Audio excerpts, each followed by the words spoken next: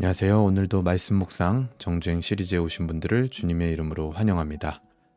오늘은 어제에 이어서 이제 마태복음 뒷부분, 우리가 후반부를 함께 묵상해 보려고 하는데요. 오늘 본문은 마태복음 18장 15절부터 35절까지입니다. 성경이 있으신 분들은 성경책으로 같이 보면은 좋겠고, 또 성경 없이 출근길에 들으시는 분들은 그냥 음성만 들으시거나 또 영상을 통해서 제가 본문을 보여드리니까 함께 보실 수 있으면 좋겠습니다. 오늘 먼저 마태복음 18장 후반부는요, 15절부터 20절까지 이제 형제가 범죄했을 때에 어떻게 해야 되는가에 대한 권면을 예수님께서 말씀을 해주십니다.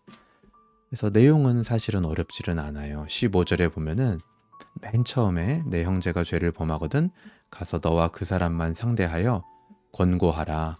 만일 들으면 내가 내 형제를 얻은 것이요. 이렇게 말하고 16절에는 한두 사람을 데리고 가서 똑같이 권면하고 17절에는 이제 그 한두 사람의 말도 듣지 않으면 교회를 통해서 이야기를 하도록 해라. 그렇게까지 하지 않았을 때는 이방인과 세리와 같이 여겨라. 이렇게 말씀을 해 주십니다. 이 권면에서 나타나는 이 예수님의 중심이 뭘까요? 먼저는 조심스럽고 은밀하게 하라는 거죠. 맨 처음 권면도 뭐였습니까? 처음에도 너와 그 사람만 만나도록 해라. 그리고 나서 한두 사람만 알고 권면하도록 해라. 이게 뭐예요? 그 형제가 죄를 범했다라는 그 사실 자체가 뭐 잘한 건 아니죠. 잘못한 거죠. 근데 하지만 그것이 많은 사람에게 알려지도록 이 권면의 과정에서는 조심하라는 겁니다. 그리고 두 번째 이제 중요한 것은 뭐냐면 죄를 범한 이 형제를 얻는 것이 그 권면의 방향이다라는 것을 잊어서는 안 된다라는 겁니다. 이것은요, 징계를 위한 혹은 형제를 떨쳐내기 위한 형식적인 과정이 아니죠. 얻기 위한, 그 형제를 얻기 위한, 한 영혼을 얻기 위한 노력과 애씀의 과정인 겁니다. 그렇기 때문에 많은 에너지가 소모되고 굉장히 신중해야 된다는 겁니다. 그래서 그 뒤에 18절부터 20절까지 이렇게 보면 예수님께서 말씀하시죠. 무엇이든지 너희가 땅에서 매면 하늘에서도 매일 것이고 무엇이든지 땅에서 풀면 하늘에서도 풀리리라. 이 말씀이 무슨 뜻입니까? 그만큼 너희에게 강력한 능력이 뭐 있다라든지 아니면은 뭐 너희를 거역하면은 무시무시한 일이 벌어진다라든지 그런 게 아니죠. 이 말씀을 해 주시는 이유도 그만큼 이 일에 대하여, 권면하는 일에 대하여 신중하고 조심스럽게 하라는 겁니다. 그리고 그 권능을 어느 쪽으로 사용해야 될까요?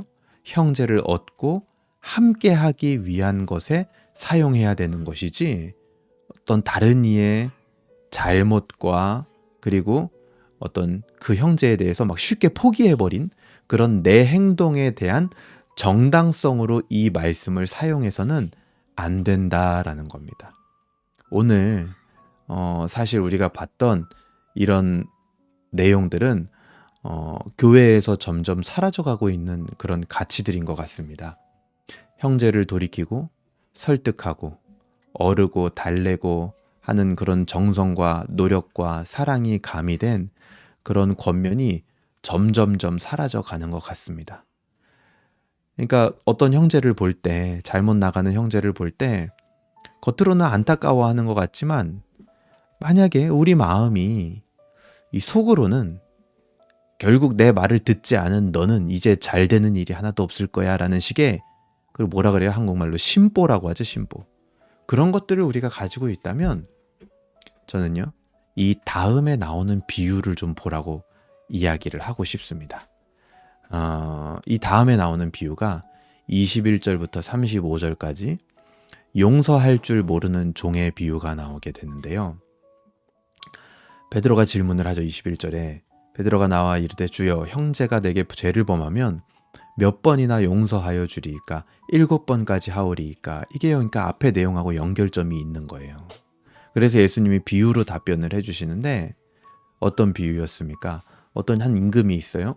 근데 그 임금이 자기에게 1만 달란트 빚진 사람이 있었습니다. 1만 달란트면은 평생 갚아도 못 갚을 양, 자기의 전 재산과 자기 몸, 자기 아내, 자기 자식까지 다 팔아도 못 갚을 만큼 큰 빚이었어요. 그런 자의 사정이 너무 딱해 보여서 그 자가 이제 부탁을 하니까 그 부탁을 들어줘서 그 임금이요 1만 달란트 빚을요 탕감해 줍니다. 그런데 그렇게 탕감받은 사람이 자기 집으로 돌아가서 자기에게 또 빚진 사람이 있었어요. 그 사람은요 100데나리온을 빚졌습니다. 이 100데나리온은요 어느 정도 하면 금방 열심히 갚을 수 있는 수치예요. 그런데 자기에게 고작 100데나리온 빚진 자를요 불쌍히 여기지 않았다라는 거예요. 그 1만 달란트 탕감받은 사람이. 그 결과 어떻게 되었냐? 오히려 그 탕감받았던 사람, 그러니까 자기에게 빚진 자를 불쌍히 여기지 않았던 사람에게 하나님 아버지께서도 그렇게 똑같이 할 것이다 라는 무시무시한 비유를 예수님이 말씀해 주시는 겁니다. 이것은 죄를 범한 형제에 대한 우리의 마음이 어떠해야 하는가를 보여주는 단적인 비유죠.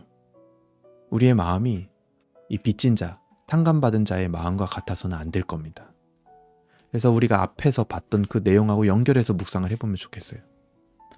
만일 내가 공동체에서 죄를 범한 형제에 대한 마음이, 그러니까 내가 공동체에서 죄를 범한 형제에 대한 그 마음과 같이 하나님이 나를 대한다면 어떨까? 이거를 한번 생각해 보자는 거예요. 만약에 내가 그 형제를 가볍게 생각하거나 한번 좀 본때를 보여준다거나 굉장히 유치한 마음으로 정죄하고 미워하고 있다면, 만약에 하나님이 그것과 똑같은 마음으로 나를 가볍게 생각하고 나에게 본때를 보여주고 굉장히 유치한 마음으로 정죄하고 나를 미워하신다면 어떨까요? 그럼 나는 어떻게 될까요?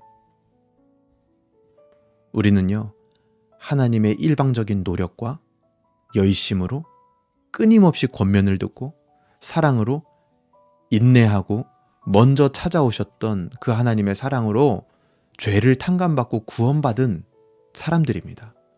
그 은혜를 우리는 어떻게 잊을 수 있겠습니까? 하나님께서 우리에게 통보식으로 만약에 우리에게 대했다면, 그런 열심과 노력 없이 우리에게 대했다면 우리는 어떻게 됐을까요? 형제에 대하여 애통하는 마음과 사랑하는 마음이 과연 나에게, 우리에게 있습니까? 내 마음과 손과 발로 그 형제를 돌이키고자 하는 그런 마음이, 중심이 우리에게 있습니까? 이제는요, 모든 것을 온라인으로, 미디어로 하는 시대가 되었습니다. 그래서 온라인으로, 미디어로 점점 처리만 하고 그것을 나의 최선이라고 착각하는 시대가 되어버렸어요. 세상에서도 그렇게 하죠. 일을 그만둘 때도 카톡으로 띡.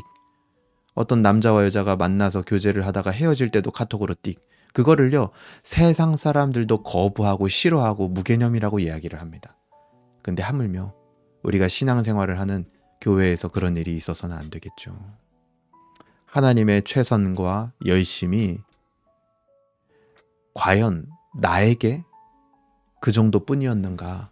그거를 양심적으로 생각할 수 있다면 좋겠습니다.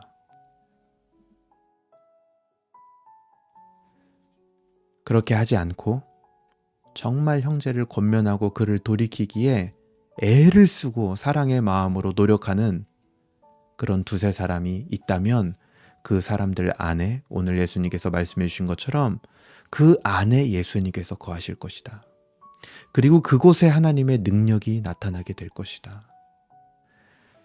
오늘날 교회에서 가장 먼저 회복되어야 할 것은 바로 내가 하나님께 어떤 사랑을 받았는지, 그게 회복이 돼야 되고, 그 다음 어떻게 내가 영혼을 사랑할 것인지에 대한 마음, 그것이 가장 먼저는 회복되어야 할 것 같습니다. 오늘 이 말씀을 여러분들은 어떻게 묵상을 하셨습니까? 여러분들 혹시 주변에 혹은 같은 교우들 중에 시험에 들고 힘들어하고 죄에 빠지고 또 여러 가지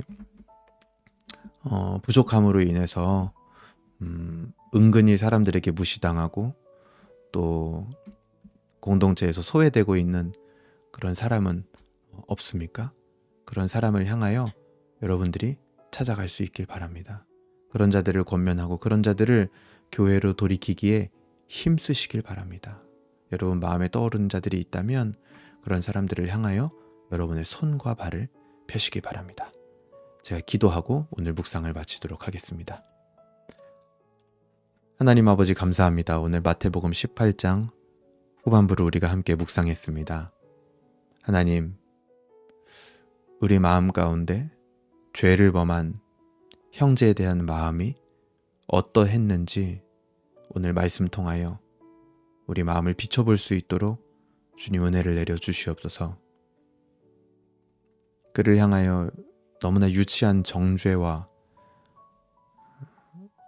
정성스럽지 않고 노력하지 않는 그런 마음들과 오히려 우리가 하나님께 받은 것만큼의 은혜와 노력과 열심을 내지 않았던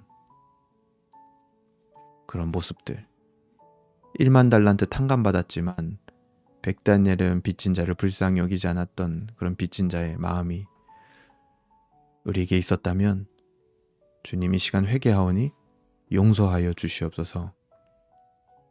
우리가 이제는 정말 형제 돌이키기를 조심스럽게 그리고 정말 애쓰고 노력하는 사랑의 마음으로 행하게 하시고 그런 자들이 두세 사람이 있을 때 그 안에 예수님의 능력이 나타날 수 있도록 인도하여 주시옵소서. 하나님이 나를 어떻게 지금까지 인도하셨고 사랑하셨는지 그리고 내 안에 정말 형제를 사랑하는 마음이 있는지 다시 한번 돌아보게 하시고 그 마음들이 회복되는 교회가 되게 하여 주시옵소서. 감사드리며 예수님의 이름으로 기도합니다. 아멘. 네, 감사합니다. 오늘도 함께 묵상할 수 있어서 너무나 감사했고요. 오늘 하루도 행복하고 또 하나님 앞에 영광 돌리고 중요한 건 하나님을 즐거워하는 하루가 되시길 바랍니다. 감사합니다.